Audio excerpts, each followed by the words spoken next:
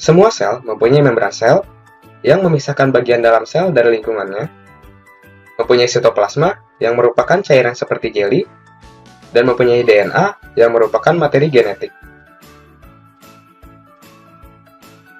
Terdapat dua kategori umum sel.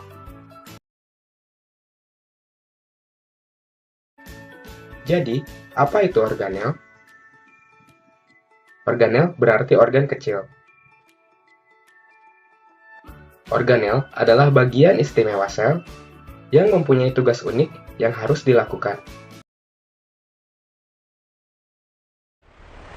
Lalu, bagaimana proses terjadinya sintesis protein? Secara umum, sintesis protein terdiri dari dua tahapan, transkripsi dan translasi. Transkripsi merupakan proses pembuatan salinan mRNA yang berasal dari DNA.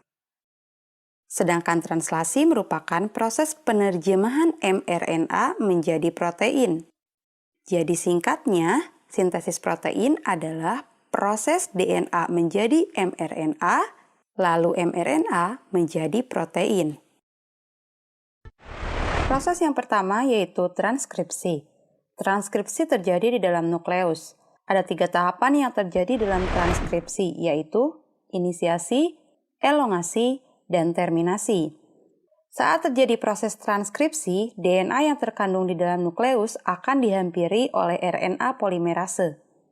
Inisiasi terjadi saat RNA polimerase melekat pada daerah promotor gen. Pada saat itu, RNA polimerase akan mulai membentuk mRNA melalui cetakan DNA template.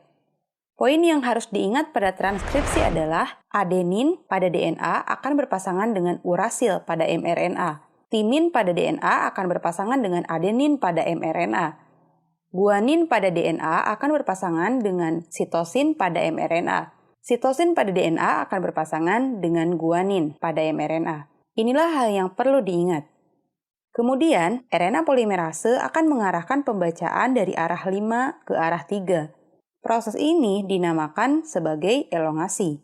Transkripsi akan berakhir saat RNA polimerase sampai pada daerah terminator. mRNA yang telah terbentuk mengandung urutan 3 basa nitrogen yang dikenal dengan kodon. Selanjutnya, mRNA atau yang dikenal sebagai kodon ini akan meninggalkan nukleus melalui pori-pori nukleus menuju sitoplasma untuk memulai translasi.